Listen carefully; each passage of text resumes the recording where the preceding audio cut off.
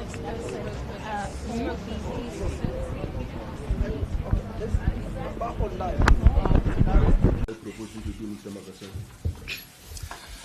Worship, the matter, as I say, is before court for the first time, and it's a Schedule 1 offense. At this stage, the state and the defense have agreed that the matter may be remanded in terms of Section 50, subsection 6 of the Criminal Procedure Act to the 2nd of June for purpose of bail application.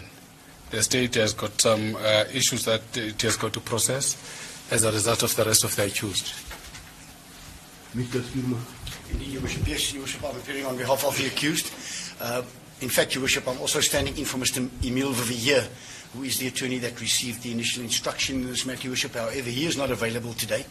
I have had discussions with my colleague here, Your Worship. We have agreed that in terms of 56, the matter be postponed to the 2nd of June, Your Worship. That will be in this court, and a new court will be allocated on that date, and a magistrate to deal with the bail application, Your Worship. I just want to confirm that my colleague has also indicated this is a Schedule 1 bail application, Your Worship.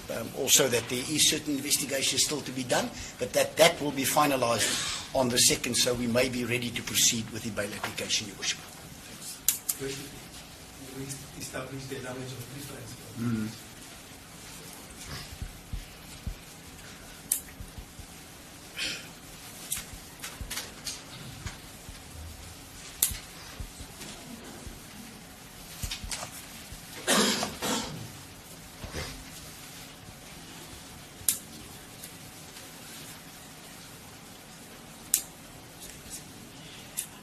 The matter is remanded to June 2026, Court 16, to enable the prosecution to obtain information pertaining to a possible release on bail. You are in custody. First appearance.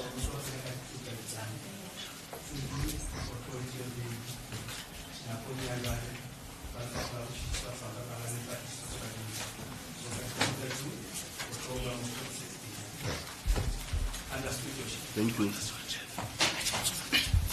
As a court, please, my lord, that concludes my role before this court. May I request a challenge from my learned colleague to take over?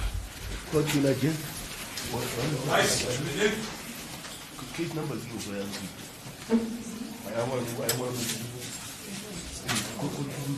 On Friday, the Commission's recommendations task team arrested Captain Makgotle for defeating the ends of justice, for being an accessory after fact, and for being found in possession of unlicensed ammunition.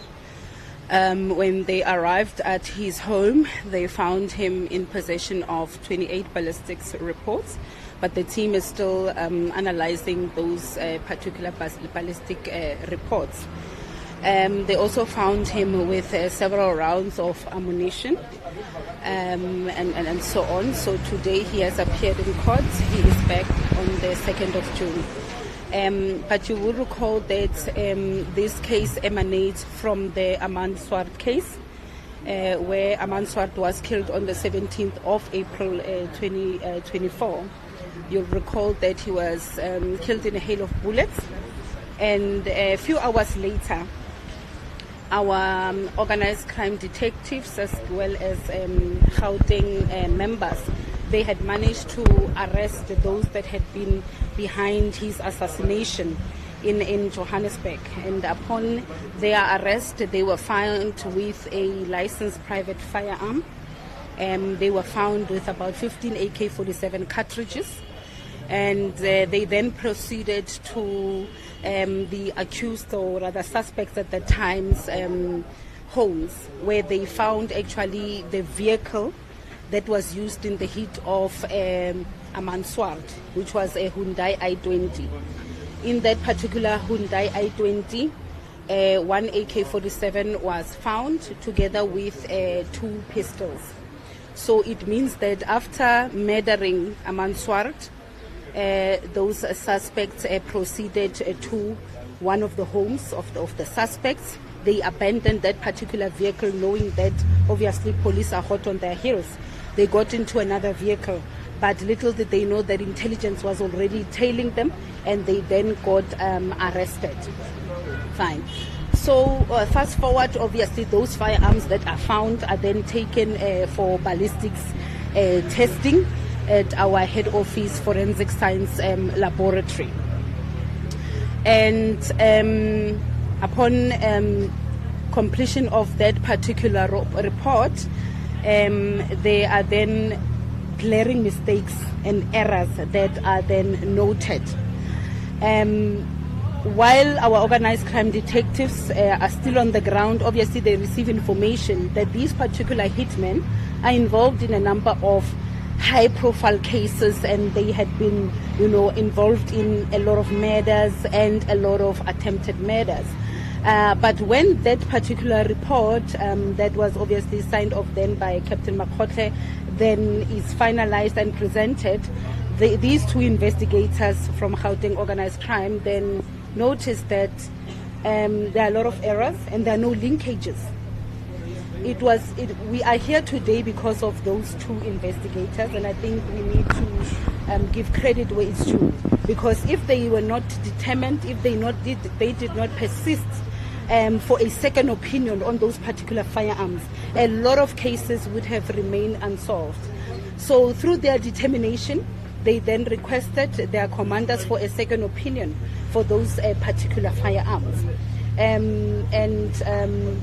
Those firearms were then taken from head office Forensic Science Laboratory. They were taken to Amanzimtoti FSL, where indeed they were then linked to 30 cases, serious and violent cases, the majority of them being murder and a few attempted murder. The team, to verify whether the Amanzimtoti report was a true reflection of the forensic findings, they then requested for another second opinion. Those firearms were then taken to Eastern Cape Forensic Science Laboratory, where the two reviewers and the ballistics experts then agreed that indeed these firearms linked to 30 serious and violent cases, the majority being murder and attempted murder. So it then gave the investigators an indication that the initial report that was worked on by Captain Makgotle, it had glaring mistakes and a lot of errors. And it is unusual with the experience of Captain Makgotle that he would make such glaring mistakes and would not link these firearms to other cases. Now we know that those three firearms were linked to, firstly, the Amanswart case.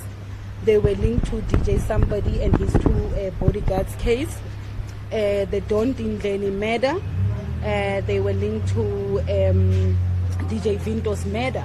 When it comes to attempted murder, we link those firearms to the attempted murder of Josie Banyoni, the attempted murder of, I think it was DJ Vetis, and so on. So our team is still in investigating and linking other cases. It's highly likely that they'll bring other cases before court. So in the value chain, a ballistic expert plays a very crucial role. When a ballistic expert fails to provide true and accurate forensic findings, it derails investigations. So misrepresentation and failing to correctly analyze exhibits, it leads investigators to being misled. It compromises investigations, and it means perpetrators then evade justice. So it's a very serious crime, and that is why he is facing about 3 charges: the defeating of the ends of justice, accessory after the fact, because we do believe that by him misrepresenting the report and manipulating the report, then he should, together with those suspects or the accused, be charged then with the murders of Amanswart. Because even in the Amanswart case, where he linked the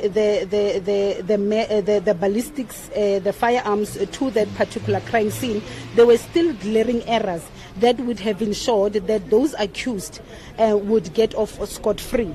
So I think credit needs to be given to those two investigators who we cannot obviously mention and divulge their ranks and names because of the risk that is involved. We have had to obviously put measures in place to protect them because we have previously indicated that their lives are at risk because of their determination, their commitment to the badge, and for their relentless efforts in ensuring that many other cases are solved. Now we have the perpetrators of DJ Somebody, we've got the perpetrators of Don Tindleni, DJ Vintos, the attempted murder suspects in the cases of Josie Banyoni, as well as DJ Vetis and so on. So really credit must be given to those two investigators for the meticulous investigative work and the commitment, because if it wasn't for them, we wouldn't be here today. All these perpetrators would have evaded justice. Brigadier, can you talk about whether there are internal investigations unfolding in relation to Makgotle? Has he been suspended? Does he still keep his badge? What's happening there? Well, in terms of suspension, I don't think he is yet suspended, but we will be ensuring that the internal departmental processes kick in line with our disciplinary regulations, and we will then provide further detail at a later stage. But obviously we have to follow due processes in terms of departmental investigations. And we remember, of course, his time at the Madlanga Commission where these discrepancies were brought into sharp scrutiny. He mentioned system errors, typo errors. How deliberate was his intention, as you've mentioned, to manipulate this evidence, and what did he stand to gain? Well, those are the answers I think that we are looking for, and this is an opportunity for the captain to actually come clean, to say who was he working with. Was he working with the syndicates, or was he working with other people who stood to gain if they protected those syndicates and those accused that are now before court? You also mentioned that he's now looking at the fact that he was an accessory of. Does that mean he will be joined as an accused in the murders of DJ Somebody and DJ Vintos, as we understand that case is currently before the courts?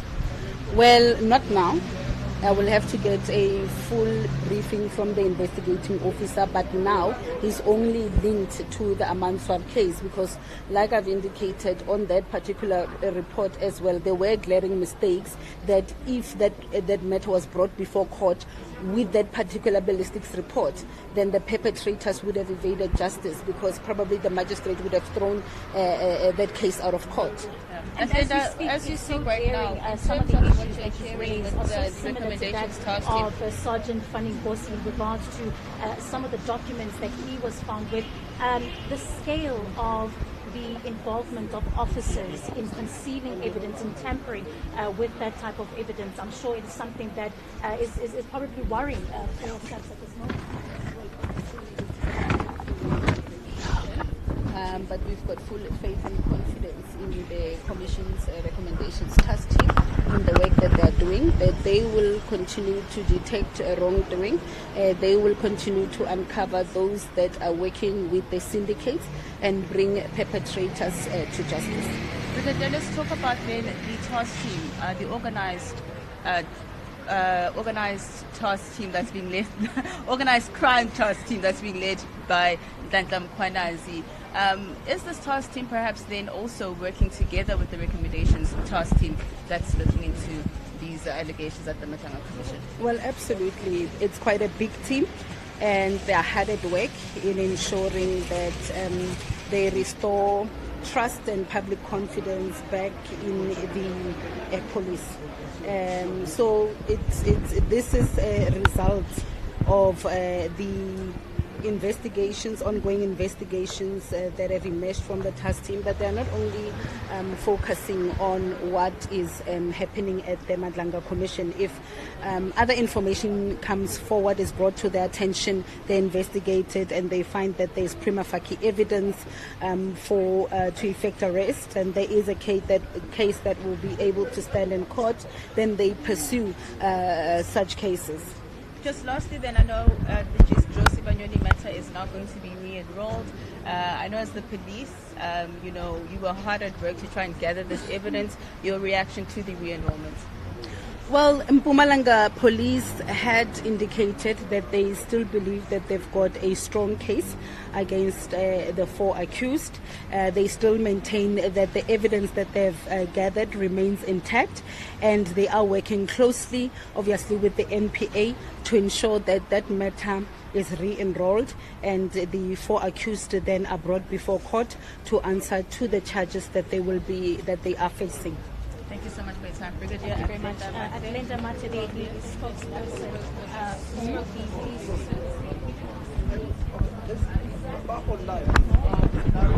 Proposing to do, Mr. Makasar.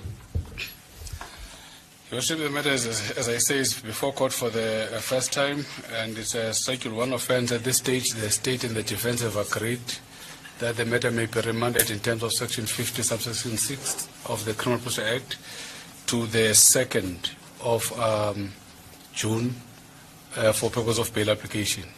The state has got some issues that it has got to process as a result of the rest of the accused. Mr. Skirma. Indeed, Your Worship. Yes, Your Worship, I'm appearing on behalf of the accused. In fact, Your Worship, I'm also standing in for Mr. Emile Vivier, who is the attorney that received the initial instruction in this matter, Your Worship. However, he is not available today. I have had discussions with my colleague here, Your Worship. We have agreed that in terms of 56, the matter be postponed to the 2nd of June, Your Worship. That will be in this court, and a